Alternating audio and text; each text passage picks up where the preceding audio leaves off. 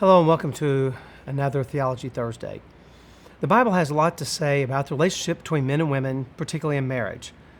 But most of what the Bible says about husband and wives, we learn by just what is assumed.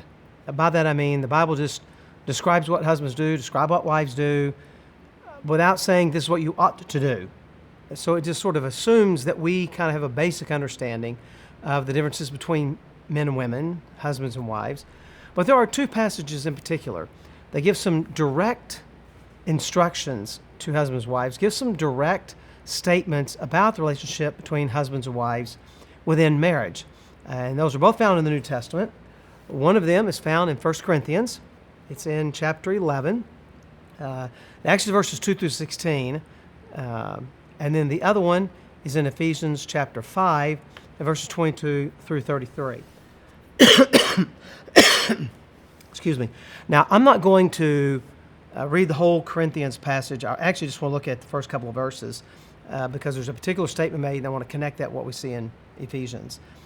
So, chapter 11 is dealing specifically with head coverings in church, but it makes this statement in verse 2, "Now I commend you because you remember me in everything and maintain the traditions even as I delivered them to you." And verse 3 says this, "But I want you to understand that the head of every man is Christ. The head of a wife is her husband, and the head of Christ is God." Then he goes on to talk about men praying, prophesying with heads uncovered, and women covered, and a bunch of other stuff. But I just want to look pretty much at that statement. There are four tiers, probably not the best word. There are four persons involved: God the Father, God the Son, a husband, and a wife. And so Christ submits to the Father. The Father's the head of the Son. The husband submits to Christ, and then the wife submits to the husband. So it appears what we have is a relationship between the Father and the Son is the same as a relationship between a husband and a wife in terms of authority, because we're going to have to spend more time in the chapter talking about authority. But the passage I want to look at with some detail is Ephesians 5, and I want to see if I can just help us to understand what this looks like in life, and something that my wife and I have learned in the last few years about this. So Ephesians 5:22 says, "Wives, submit to your own husbands as to the Lord. For the husband is the head of the wife, even as Christ is the head of the church." So we get more kind of analogies here. His body, and is himself its Savior. Now as the church submits to Christ, so also wives should submit in everything to their husbands.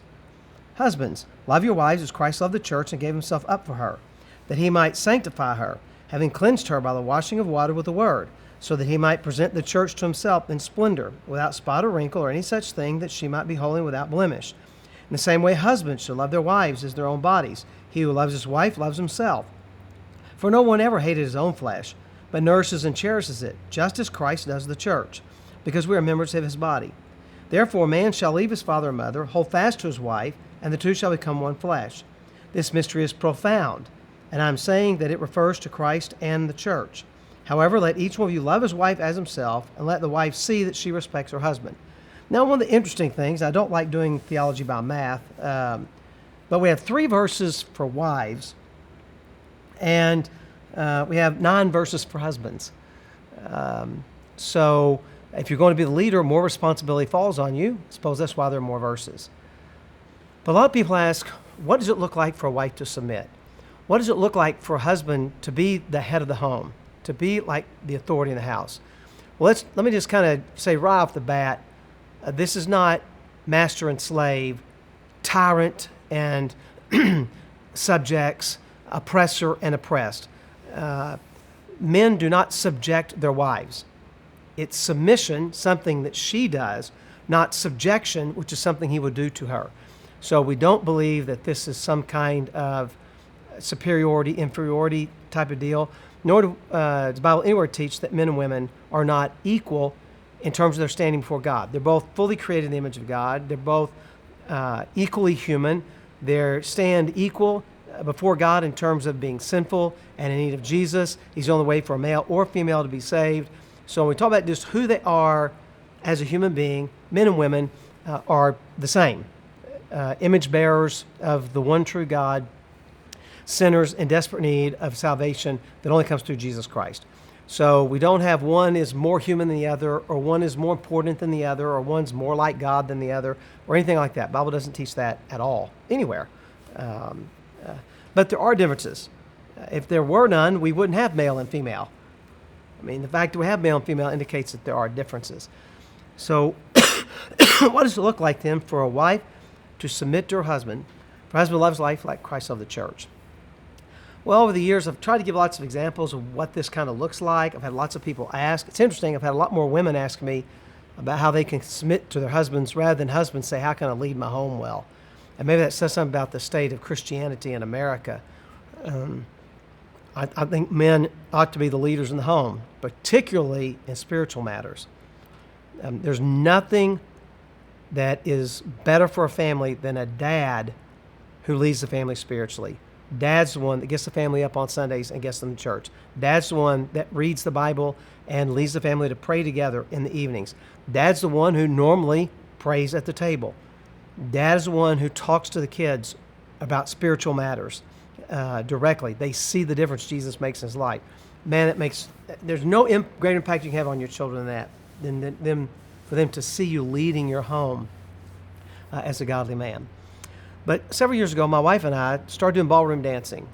And as a result, we discovered some things that we think really help to understand kind of what this passage is teaching and how this works out. And I really came away with something that I think is very important for men when it comes to leading. So in ballroom dancing, they oftentimes say man and woman, but a lot of times they also say lead and follow. There's a leader and there's a follower. So we could say in scriptural term, there's the head and the one that submits. So the man's the lead, the woman is the follower. So what does it mean to be the lead? Well, the lead has two primary responsibilities above and beyond all else. The first one is strength. So in frame, like it is not soft, it's like it is firm. It is a very firm, depending on, and different dances have different frames, but basically it's going to be one hand on the back and then her right hand to the lead's left hand. Okay? And so notice that the terms are not push and pushed, but it's lead and follow. So the first responsibility is to be strong. For some of the techniques that a female will need to do, she's unable to do them if the man's frame is weak. If he's not holding her in a, you can't dip the follow unless you're in a position of strength, because she's having to trust you to dip her and to hold her. There are some techniques that are so difficult that a woman cannot do them on her own. She needs the man to have a support with it. They call it stirring the spoon, where you help her do multiple spins, and you have to apply a right amount of pressure for her to push against to help her keep her balance and to be able to perform that technique. So the man provides strength. The leader is strong, and men are supposed to be the strength in the home. Now, you don't push her around, and in a marriage, you don't push your wife around. You're strong for her. She feels safe with you. She can trust you. So that's the first responsibility of the lead, is you have to be strong, have that strong frame, to be, in some ways, a rock, immovable.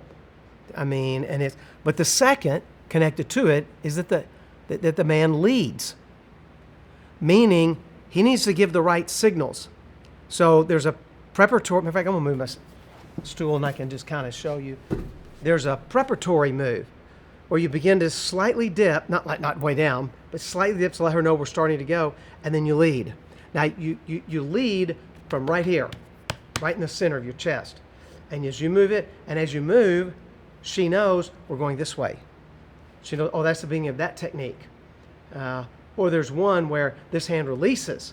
So it's a release, and at the same time this hand, and it moves her out, and then she's into this particular thing that she does called a snap turn. And so, but the man has to lead. If the lead is weak, she doesn't know what to do. It's impossible to follow a weak dance leader. She needs someone who's strong. She needs someone who leads, but does just that. The man leads. This is where we're going. We're going this way, and we're going to promenade position, or whatever it is. If it's in the swing, it's we're coming this way.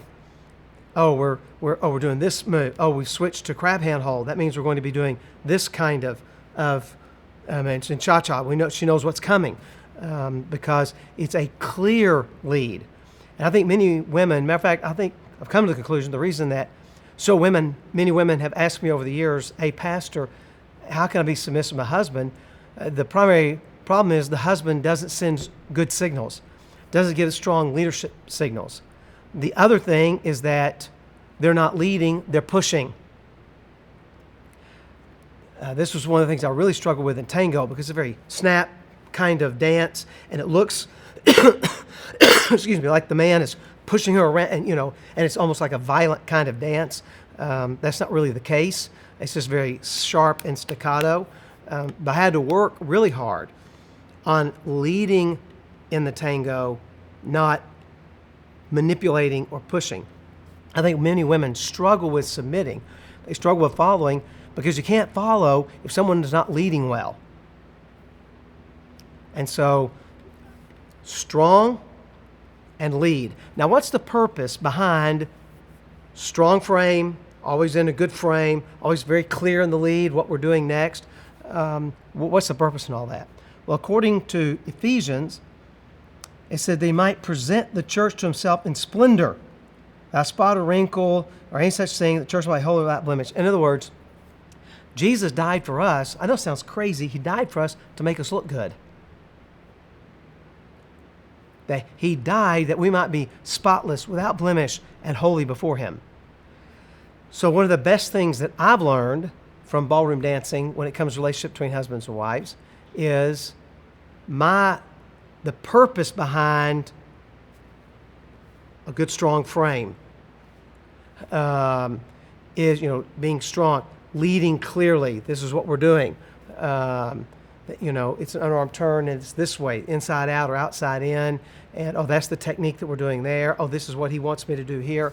The purpose behind all of that is to make her look good, because the reality is in ballroom dancing, it's rare for a man to do a spin. The follow never dips the lead. There are leans where she leans out and does some cool stuff, and my responsibility again is to be strong, to lead it, but also to be strong and to know the right technique to use.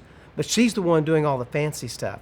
It's the woman that wears the dress that swishes around at the bottom. It looks really cool when she dances. She's the one that does all the arm movements, or most of the arm movements and stuff, while I provide strength. So there's like several dances where you go into what's called shadow position, where I'm standing behind her, so she's in front of me, kind of offset a little bit. And again, it's strong. I have it by the waist or the hips right in here, and I've got her, and I'm not doing much of anything, maybe a little movement, giving her support, and she's doing all this stuff, because when people watch ballroom dancers, they rarely look at the man. Their eyes are on the woman, and the responsibility of the lead is to make the follow look good. You make the follow look good by providing strength and stability, someone your wife can depend on, someone that's solid, somebody that's trustworthy. She's putting her life in your hands, so to speak. And someone that leads well. And we lead well by leading clearly. You can't give a bunch of mushy, unclear signals. Hey, everybody get your clothes ready tonight, because we're getting up and going to church in the morning. And we're getting up at this time, and we're all going to go together. Y'all going to go to Sunday school. The kids are going to Sunday school. While we go to Sunday school, then we're all going to worship service together. Hey, one is important. We're going to put you're very clear. Your wife needs to see that you're clearly leading in matters in the home. Sometimes that leading means delegating. So there are things your wife is better at. You delegate them to her. But you have to be clear on that. You can't assume that she can figure you out. Honey, you're better at doing the books than I am. How about if you take care of all of our finances? That's one of the things in our home that I have delegated. It may not be the best word, but leading doesn't mean I can be in charge of everything. There are plenty of things that Jerry is in charge of because she's better at it than I am. But you have to clearly communicate that. And I think a lot of women struggle with submitting because their husbands struggle with leading clearly. They're not strong, I don't mean like physically strong. They don't have a strong presence about them. Hey, I'm the man. You can trust me. I'm going to take care of my family. I'm going to provide for my family. I'm going to protect my family. These are things that we're wired to do as men. That's why men will jump in front of a bullet. That's why men take their jacket off and give it to their wife and she goes. That's why a man, even if it's not a woman that he's married to, a man gets up and gives a seat for a female. That's why men open the door for women. We want to show we recognize this is how God has made us. And we're strong and consistent. That's the number one thing with the strength in dancing is consistency. It doesn't change. It doesn't waver. You know how many hours I spent walking around the house just working on various frames and staying in frame. And then a technique would do and coming back to frame. And just being consistent. It's always here. It's not here one time and here one time and here one time and here. And then sometimes there's consistent. I mean, man, we get into frame. And so she takes my hand and comes into position. And then I put it right where she needs to be. Boom. And this doesn't change unless there's a technique that requires it. I don't move like that. It's very clear we're going. And so I just hope maybe this helps you a little bit as husbands and wives. Men, we need to be clear about how we're leading. We need to be strong, but it's about making her look good. So I'll close out with this. I believe that a woman will not have a whole lot of issues of submitting, following her husband, if he realizes that his purpose is to make her look good. In other words, you do what you do as a husband in the home, as the leader in the home, so that your wife will thrive in her walk with Christ and in her life. If your wife is struggling and not thriving, she may have some issues, but maybe you're not leading well. We want to lead in such a way that our wives thrive. And a woman who's married to a man who provides stability, strength, trustworthiness, consistency, and who leads with clarity is going to thrive. And submitting will not be nearly as difficult because she knows this is where we're going. And I trust this man to lead me and to lead our family. So I hope this helps you. And as always, I hope you have a great day and God bless you.